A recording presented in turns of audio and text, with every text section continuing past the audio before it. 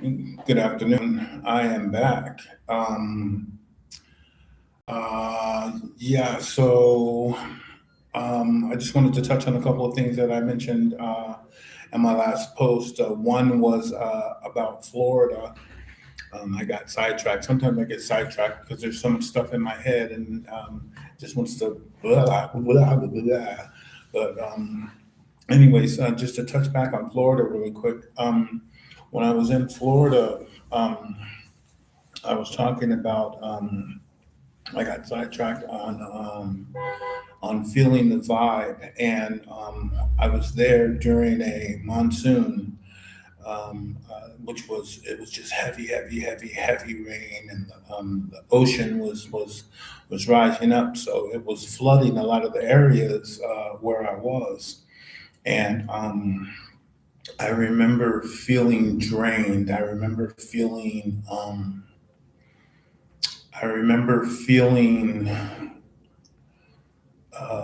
anxious, sad, just sad. It was just so sad. I mean, it was so bad. I don't know how the people do it that live in Florida. I mean, nice, beautiful homes with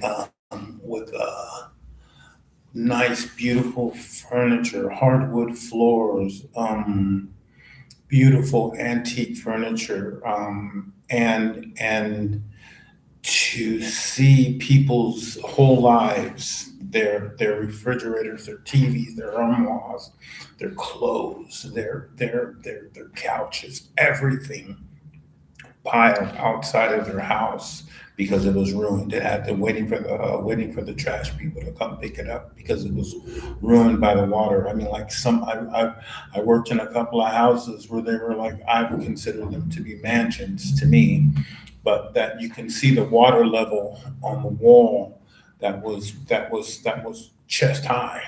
I'm 6'2", so that means that there was that much water. That's enough water for a shark to swim through. You can swim through your living room.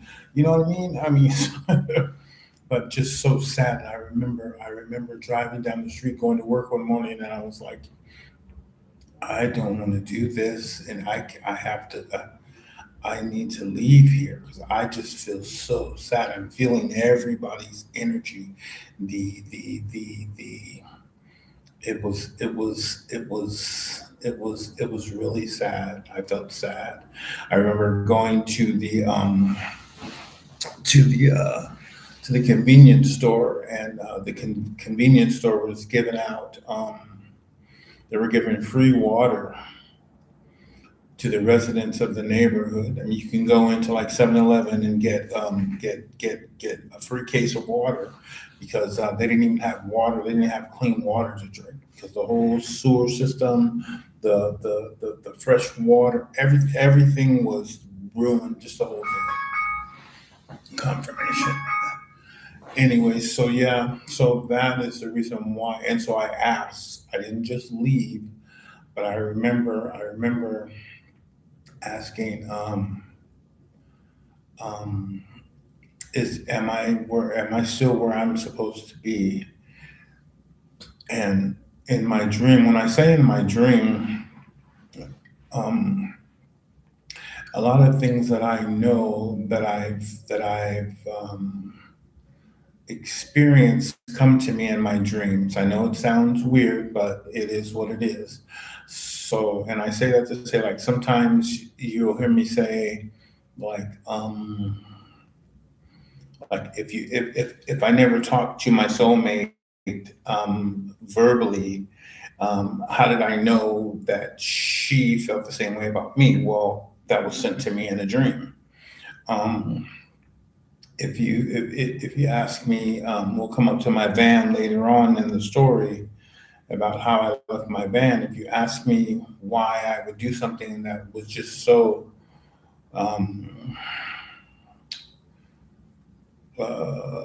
unorthodox, it would be because I received that information to do that thing in my dream. So anyway, so in my dream, I was told to go north, go north. It's better north. You're needed north. Okay. Okay, so by this point, coming from where I was in Texas to Philly to Florida, I've learned to listen to my guidance and execute. Yeah, if you say, pack your stuff, it's time to go right now, hurry up, go, leave now, I'm out. I don't question my guidance. So I was told go north. Again, when I'm being told what to do, it might not, sometimes it is a direct message. But sometimes it's leaving room for me to lean on my own understanding. So I go north. North, okay. So north where? So what I did was I got the map and I went to the next biggest city, to the city that I was in, north. And I went the same, to a different, temporary, temp agency. Temp agencies are a backbone that you can use because they have, like I don't want to say any names, but they'll have a temp agency that they might have a branch in every state. And once you're localized in one computer system of that particular temp agency, you can go to any state and they'll bring up your name, bring up whatever it is, and boom, you can go to work that day. You can get paid that day. So I always he made a way for me to always have a job. So when I was going to the next office in the next biggest city, so I went north from where I was in Florida. I was still in Florida, but when I got there, now you have to be there early in the morning. You have to be there at 5 o'clock in the morning in order to sign up for work. And I got there, and when I got there, the whole office was underwater. I mean, I don't want to say not from the ceiling, but you can tell that it was flooded out. It was outside of the porch. There was this much water inside the building, and there was a note on the door saying we're temporarily closed. So I'm like, okay, well, I guess I didn't go far enough north. So I went to the next. So I picked the next major big city north, which put me in Georgia. I was in Georgia, working in Georgia, and I'm getting. I don't want to say my faith was waning. I just want to say that um, I still believe I had faith, I had trust, but I had doubts. I had doubts. Let's be real. I had doubts of whether or not I was doing the right thing. Um, but I still obeyed. I still obeyed. Where the trust came in, I still obeyed. I still did what I was told. So I went north. I'm in Georgia, and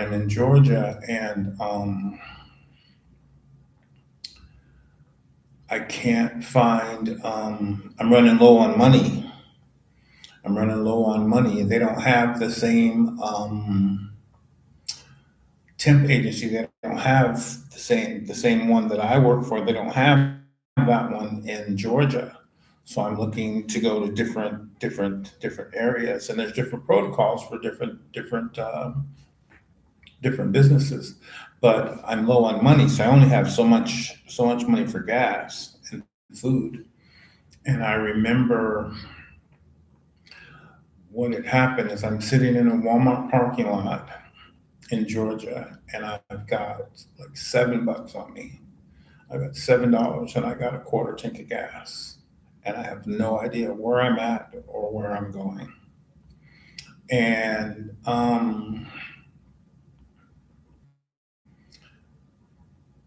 I I I didn't know what to do. I didn't know what to do, and I remember sitting in my van crying, and I called out to God and I asked. I told him. I said, I don't know what I'm supposed to do now. I'm here, and don't know where to go. I don't know what to do. I need guidance. Guide me. I'm asking for guidance, and Um, and please, not just any guidance. I need clear, direct guidance on what I'm supposed to do right now. I can't, I don't want to lean on my own understanding right now. I need for you to tell me what to do because I'm at my wit's end. Honestly, I didn't know what to do. Anyway, so I was crying and I fell asleep. I fell asleep. I don't know at what point did I fall asleep. I don't know if I started meditating and then I fell asleep or I just fell asleep or whatever. But I remember waking up and I had had a dream. I had a dream and I was talking to a guy. I don't remember the exact dream. I don't remember what the context was or whatever, but I was talking to a guy in my dream. We were having a conversation and he mentioned a word. He mentioned a word. Um, um, he mentioned a word. And the word, I remember the word, I thought about it while I was in the dream. I thought about it and I was like, where have I heard that before? And so now I'm awake and I'm remembering the dream and I remember the word that the guy said to me. It was a word that he said to me, and it was interwoven into the conversation that we were having, which I don't remember what it was, but I remembered the word that he said because he said it twice. And so when I woke up, I had this word in my head, and I'm thinking, where do I know that word from? That was in the dream. Where do I know the word? So I looked the word up, and I said, wait a minute. I used to work for a company, a temp agency, all the way across the United States. Okay, so I'm in Georgia right now, and there was a company that I worked for when I was living in Phoenix, Arizona, and it was the same word. And so I said, and it was a temp agency. So I got on my phone and I looked up the word. I looked it up, and okay, so let me tell you that it was a temp agency, and there was a branch of that temp agency zero point 0.8 miles from the Walmart parking lot that I was sitting in. Um, blessings on blessings. Confirmation. So I call this office, that's zero point 0.8 miles. I can walk it in 10 minutes. I called them and I asked them, I said, they answered the phone. I said, this is a day labor place, right? A temporary agency. And he says, yeah. And I said, can you please do me a favor and check? I said, are your computers linked to your branches around the world, around the United States? He said, yes. I said, could you please put my name and my social in and see if I'm registered with you guys? He put me in and he said, Mr. Gordon. I was like, I guess I should, whatever. He called me by my name. I said, yes. Yeah, I said, do you have work? Am I able to come to work? He said, yeah, be here tomorrow morning, 5 o'clock. Answered prayer, answered prayer. It happens. It happens. It was a confirmation which told me that. Oh, and also, so now I hang up the phone with this guy. I've got work at 5 o'clock the next morning, and I went to sleep. And I remember it kept popping in my head. You don't have to worry about anything.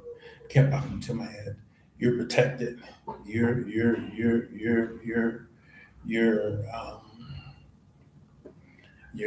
what did it kept saying? It kept saying the one who the angels love like their baby. You're one of the ones whom the angels love like their baby, is what it was. And you're protected. You're protected. You don't have to worry about anything. You're protected. I told you you're protected. The thing, and I keep saying this just so that people who certain things have happened to and they're wondering if it's real, yes, it's real. And and I'm saying my story, part of my story, anyways, so that you understand that you're not alone and you're not crazy. So yeah, that was my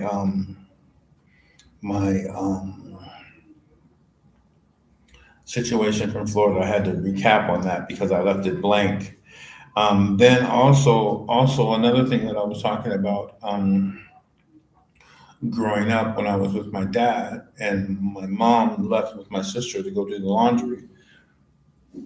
And my dad told me that, told me and my brother that my sister and my mom were dead. I didn't finish that out, but they weren't dead. I found them later on. When I was just beginning high school, I found them, but that they were still alive and thriving. They just weren't thriving with my karmic dad at the time. Um, so yeah, so I wanted to put that out there. Also, so then I also talked about the matrix control method. Um, and it goes along hand in hand with the title, stay ready so you don't have to get ready. A lot of things, let those with eyes see and those with ears hear. Um, we talk about, now these are my beliefs. These are just what's the word I'm looking for? Observations that I've come across in my few years in this carnation. But when I think about it, when I take, I keep referring to. I used to watch Star Trek when I was younger. I've probably seen all of them, every episode of everything. But anyways, Spock was my favorite. And I remember one episode, I said it before in one of my previous posts, where he said, if you take away all all the logic, all of the scientific, all the info, if you take away everything, what's left has to be the truth. Um, uh, and something to that effect. But I say that to say that out of the research and the messages and the dreams and the things that I have absorbed, um, I've come to believe that everything is not how I've always thought it was. I believe that we are programmed, we're trained by our parents, who were trained by their parents, who were trained by their parents. So it's a cascade of events, and I say it to say it like that is that it's not necessarily wrong. It wasn't done negligently from the people who trained me because that's they were teaching me what they were taught. I'll say it like that, whether it was true or not. So there are a lot of things growing up that I had questions about that no one could answer. Oh, just don't. It's not appropriate to ask those questions. That type of thing. Um, uh, as far as religion goes, as far as creation goes, as far as why, why this, why that, why this, why that, um, um, and and and to conform to conform was questionable for me. And when I say conform, I don't mean that I was a bad kid or anything. What I mean by that is that okay, so if someone's teaching you how to shoot pool, say for an example, and okay, well, this is how you hold the stick, and this is how you shoot, and you aim it, and you aim it, you aim this the ball, and if you want it to go in that pocket over there, then you got to just a little bit on the back of the ball. How they're teaching you how to do that particular thing, that's fine and dandy, but is there a better way? Is there a different way? Uh, uh, uh, uh, two paths leading to the two things leading to the same path. So I questioned a lot of things, and sometimes it wasn't appropriate. So I learned at an early age to don't ask so many questions. Don't stick out, because if you stick out, they're gonna know that you're different. Because I always felt I was different. They're gonna know you're different. So I learned now what I was doing. I was dimming my light, becoming a sheep, being a sheeple instead of people. Um, uh, I believe um, that we're in a simulated environment. I believe that we're all energy. I believe things aren't what we think they are. I believe that for the ones who don't know, I challenge you to say, "What if?" Okay. So I've been programmed to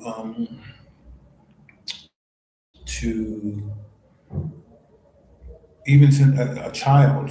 I'm programmed. I go to school. I go to kindergarten. You stay 6 hours in school, and then you come home and you do your chores, and then you're able to treat yourself by going out to play. When you come back, you eat, you nourish yourself, you go to sleep, you get up, and then you go back again.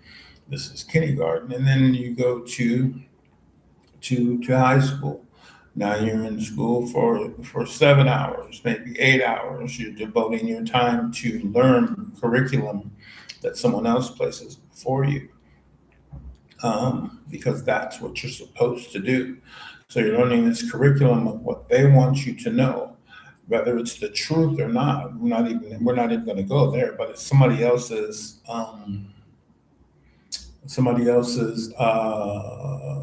idea of what is the truth. And I believe that that's to keep you trapped in the mindset of, oh, I have to go to school. Why are you going to school? What is school for? What are you learning? Okay, well, you're learning how to be smart to go to college so that you can get a job in order to buy the house, in order to be happy, which, okay, so but all these things are run off of we'll say technology. I think they should be teaching us in school how to make a fire. They should be teaching us in school how to grow our own food. They should be teaching us in school how to get fresh water out of salt water. They should be teaching us survival things, basic survival skills. If the internet went out today, all the electricity went out. If just say hypothetically, stay with me. Say hypothetically, there were aliens, which I believe they are, but that's for another day. But just say hypothetically, they wanted to set off an EMP bomb, electromagnetic pulse, that would knock out all the electricity, all the power. How many of the 80 billion people on the planet would be able to survive. You know, I mean, for basics, shelter, food, what would they do? So I think so I'm, my children and myself being taught in school, I'm being taught a history that is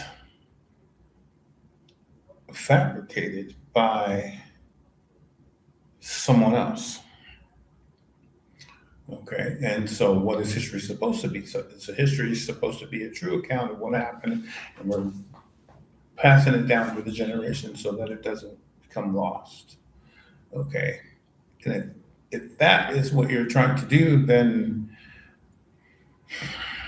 I believe that you should give all the information and allow the person to lean on their own understanding in order to find out, in order to come to the conclusions that you have come to for them, so to speak. Anyways, this is a long, I'm going to get off of this because, AKA, I could talk on this forever. But anyway, so back to my experiences. Things that I see going on in the world are, some of the things I see are sad. It's sad. It's sad. What does it say? It's a sad state of affairs.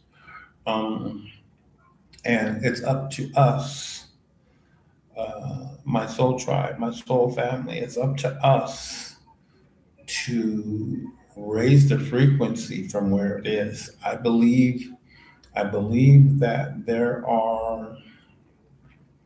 I believe that we're kept in a state of perpetual fear, anxiety, um, disarray, negativity, if you will.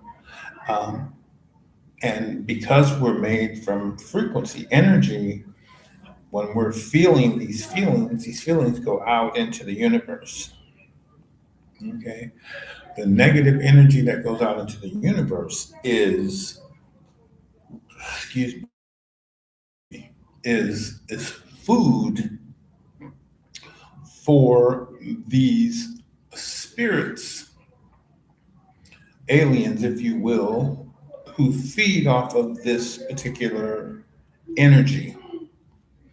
Uh, in human form, it could be a narcissist or someone who is toxic. Um, Again, I've said in my previous videos that it's not about the person; it's the spirit within the person. So the way to fight a narcissist, for the worst thing you can do is cut off their supply. So that being said, if it's negative, in order to cut off its supply, you stop feeding it. So the negativity has to be transmuted. It has to be transformed into a positive, raising that frequency. Um, and the way that I do that is I try to, no matter what happens, I try to take it as a lesson. No, not try. I take it as a lesson. It's God's not going to give me anything that I can't survive or I can't get through. He's not going to put too much on my back. Ten of Wands. I'm not going to be carrying this big load. This is no. Once I learn the lesson, that load's gone. I release things that no longer serve me. I release.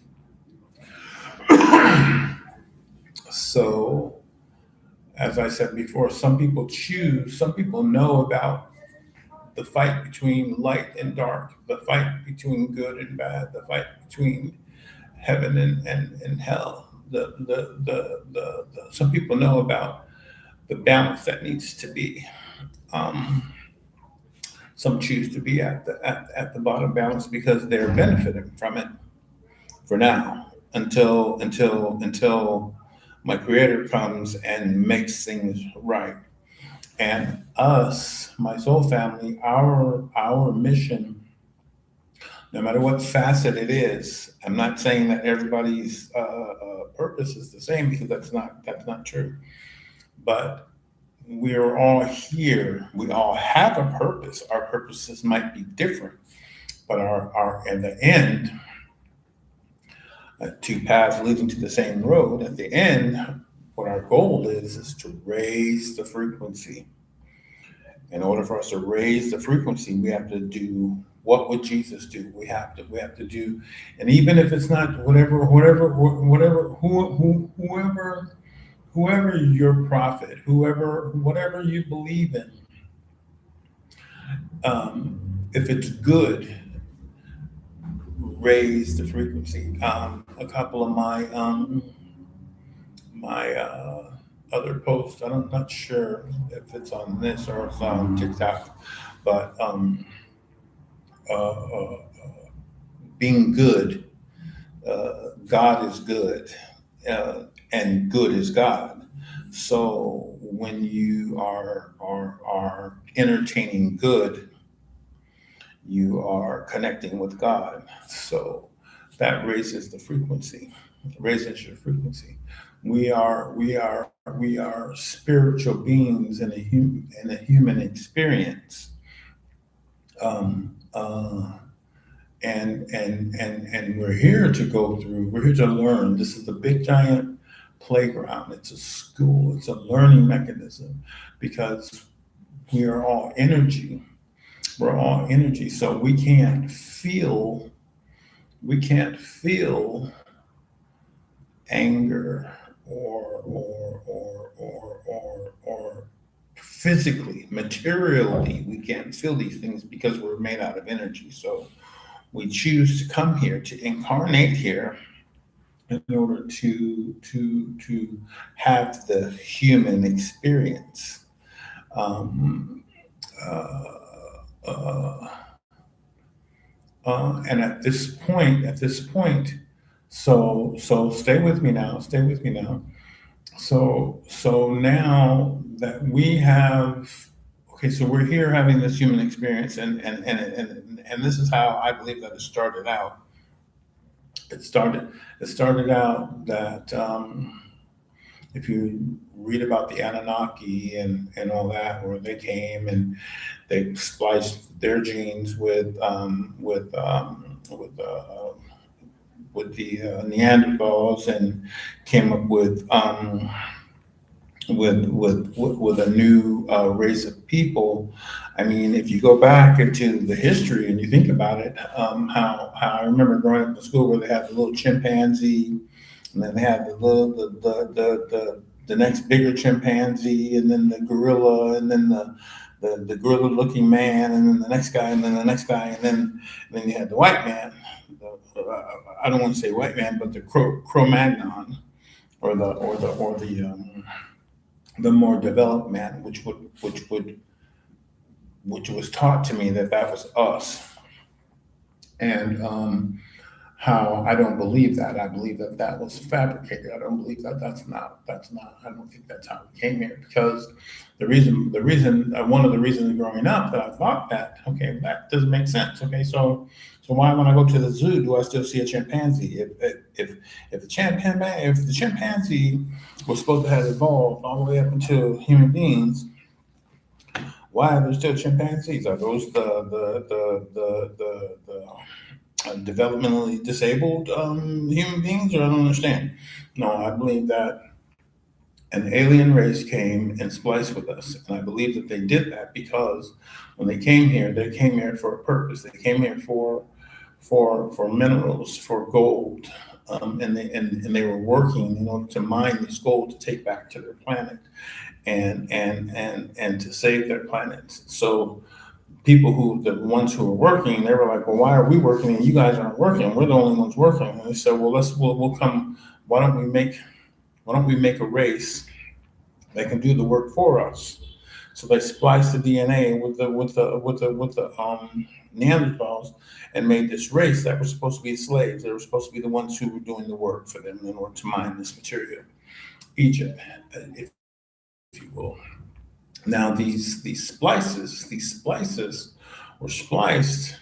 So now you have a DNA that is not entirely human, or as you will, Neanderthal. It's a blend. It's a blend. It's where the humans came from. Is what I believe. And I believe that then it became a division. If you listen to I think it's Billy Clark is his name, but there are instances where if you go into to research how the different ethnicity ethnicities of people, the Asian, black, white, Arab, and these different factions. These were, I believe, that back in the day when they made these slaves, they didn't. They okay. So if one of the aliens was in charge of, say, Europe, his slaves would be made in his image in order to distinguish. It's kind of like cattle, kind of sort of. You brand the cattle, so I know that that one's mine. Well, I believe that they were made in each race had a different leader, and that race was made in that leader's image, and that's how they were distinguished. And but at one time, we all spoke the same language. But as I said before, when you have that spliced gene, so now we have alien blood. They're so far advanced than we are, and we were learning from them. The slaves were learning from them, and it was a collaboration. That's why you have pyramids in Spanish parts. You have pyramids in Asian parts of the world. You have pyramids in the United States. You have pyramids all over the place, because they all have the same language. They were all taught by the same people, just different. Different. They look different, and so when there was collaboration, everyone was communicating with everyone mentally through the pineal gland, and able to do things using the ethers, using magic, using the forces of the esoteric things that were taught from the aliens. The slaves were getting too big for their britches, we'll say.